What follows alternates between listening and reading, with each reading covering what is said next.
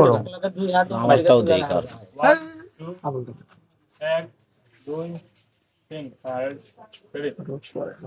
কোনি মিয়ার জন্য মরিয়া হয়ে কাজ করতেছিল নাসা ভাই।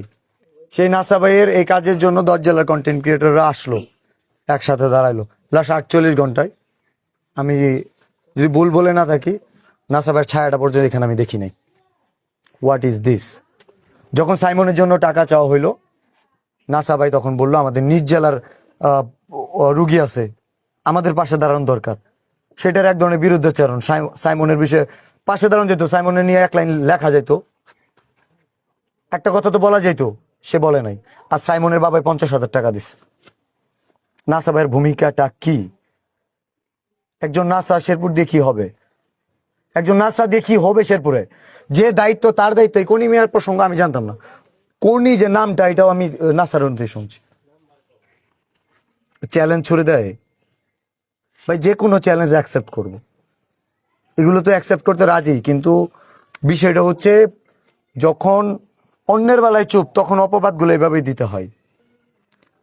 যখন মিলিয়ন বাবার মাজার বলে আমার এখানে, কোনটা ই করো, আবার ই করো, ক্যাপশনটা ই করে আবার ব্যাক আউট হয়ে করো। আমি আসলে মিথ্যা অপবাদ দিতে চাই না, বাট আমার বাধ্য করলে সমস্যা। আচ্ছা, তোমার আমি এখন 5,000 টাকা দিতে পারবো? আমার এখন টাকা দরকার 7 লাখ। না, এখন আমার বেশি দরকার নাই, 6-7 লাখ দরকার আছে। নিয়ে আসুক, দিবে। বগুড়া থেকে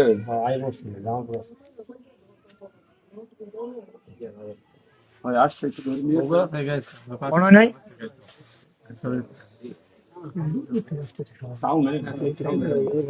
আসসালামু আলাইকুম। কোনি মিয়ার জন্য যে চিকিৎসার বিষয়ে, এটা আমরা কিছুই জানতাম না। ঠিক তখন যখন হচ্ছে সাইমনের জন্য টাকা তুলতেছি, তখনই চুলকানি শুরু হয় আমাদের নাসা ভাইয়ের।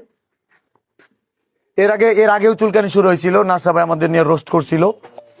অ্যান্ড আমির নামে একটা ছেলে আছে, আমি বলছিলাম যে শার্ট বিক্রি করে আমি দিব, তার চুলকানি শুরু হয়েছে, সে জাঙ্গা বিক্রি করা শুরু করছে। জাঙ্গা বিক্রির টাকাটাও যদি দিত, কোনি মিয়ার কাজে আসতো। কিন্তু এরা মানুষের পাশে দাঁড়ায় না, এরা শুধু মানুষকে মজা নিয়ে ভিউ কামাইতে চায়।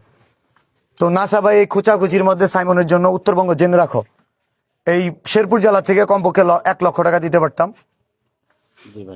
1 লক্ষ টাকা দিতে পারতাম। এই টাকাটা দেওয়া যায় না শুধু একজন নাসার কারণে। আজকে 10 লক্ষ টাকা আমি